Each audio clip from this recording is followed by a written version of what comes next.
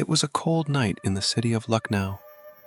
Aarav, a crime reporter, often got so lost in his work that he forgot the time. At 2 a.m., his phone rang. An unknown number. A distorted voice spoke. "If you want to know the truth, come to the old railway station, alone." The call disconnected. Aarav tried calling back, but the number was switched off. It could have been a prank, but something in the voice, fear, urgency, mystery, convinced him it wasn't. He grabbed his jacket, phone, and recorder and drove off into the night. The station was abandoned, silent, the kind of silence that feels alive. On a broken bench, he spotted a red diary. Its cover was old, torn, and dusty. He opened it. The first page read, "Whoever finds this diary is now part of the game." Aarav froze. He looked around. No one. But suddenly, he heard faint footsteps. He turned. Nothing. When he looked back at the diary, new words had appeared on a fresh page.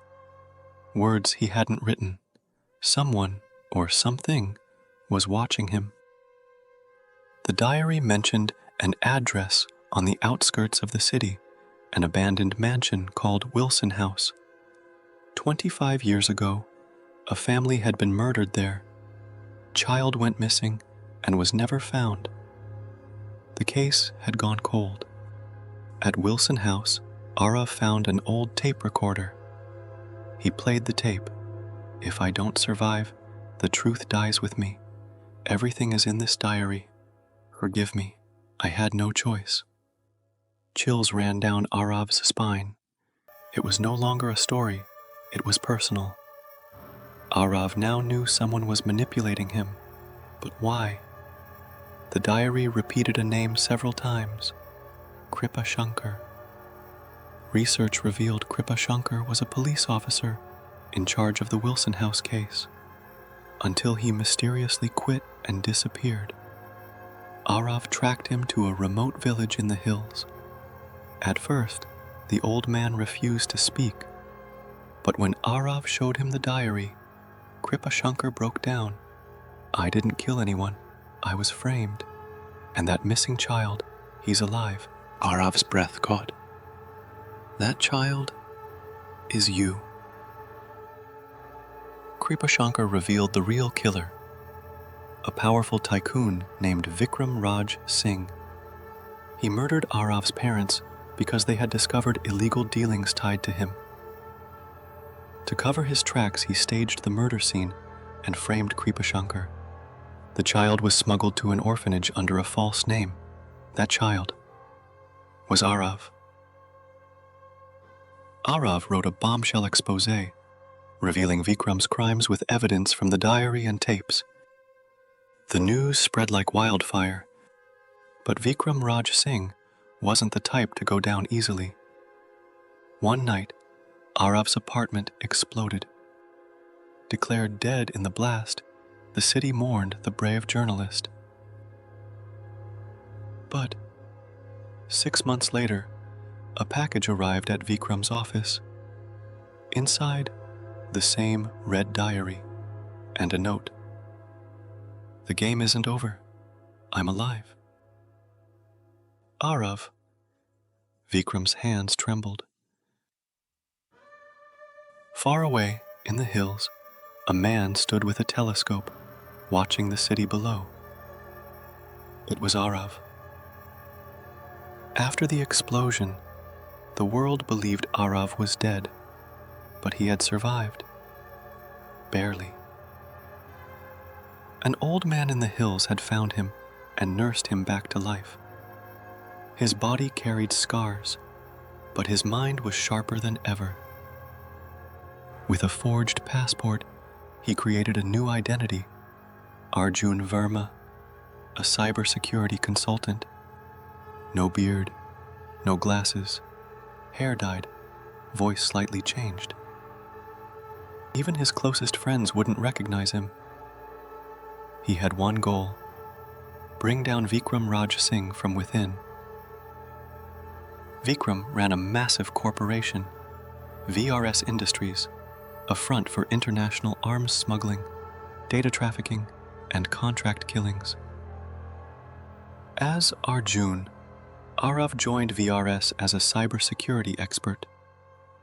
Within weeks, he gained Vikram's trust by exposing a fake leak he had planted himself. Now he was inside the belly of the beast. There he discovered something terrifying. Vikram was planning to sell a biometric tracking software to a rogue nation. Software that could track, frame, or eliminate anyone globally. Aarav had to stop it, but first he needed evidence. Aarav and Zoya worked in the shadows, stealing files, decrypting backups, planting bugs in Vikram's office. But something was wrong. Aarav noticed he was being followed. One day, someone slipped a note into his car. "You are not the only one hiding a face. K." Who was K? Was Zoya hiding something too? Then, Aarav discovered a horrifying file. Project Kraken, a secret Vikram had buried for 20 years. It wasn't just about arms or spyware. Vikram had once experimented with mind control technology on children in orphanages, one of which was Aarav's. Aarav and Zoya worked in the shadows, stealing files, decrypting backups, planting bugs in Vikram's office. But something was wrong. Aarav noticed he was being followed. One day, someone slipped a note into his car. "You are not the only one hiding a face. K." Who was K? Was Zoya hiding something too? Then, Aarav discovered a horrifying file. Project Kraken, a secret Vikram had buried for 20 years. It wasn't just about arms or spyware. Vikram had once experimented with mind control technology on children in orphanages, one of which was Aarav's. Just when Aarav was about to reveal everything to the press, Zoya disappeared. Her apartment ransacked, her phone turned off, and a message on his laptop screen: "Trust is a weapon. She used it well. V." Zoya was working for Vikram the entire time? Aarav was crushed. Until a week later, he found a USB drive in his mailbox with a video message from her. "Aarav, they caught me, but I've hidden the final kill switch code inside your past, inside the red diary. I never betrayed you. I was trying to protect you." Now he had to decode the diary again before Vikram activated the software and vanished. Vikram had invited global buyers to a secret auction in Istanbul. Aarav followed him there, armed with the diary, the USB, and one final plan. He hacked into the mainframe during the auction, just as Vikram was about to finalize a $2 billion deal. On screen, a countdown began. 5 minutes until software launch. Aarav entered the final code Zoya hinted at. Access denied. Wrong password, 3 tries left. His heart pounded. Then he remembered something Kripa Shankar had said. The truth was always in your blood. He typed in Aarav 1212, his birthday. Access granted. The system collapsed. All data wiped. Vikram's entire network exposed to the media, live streamed from hidden cameras. Interpol arrived within the hour. Vikram was arrested, screaming Aarav's name like a madman.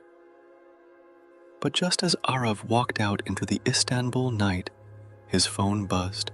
A message. Unknown number. One game ends. Another begins. Welcome to level 2. decay. Aarav looked around. There was someone else in the shadows, watching him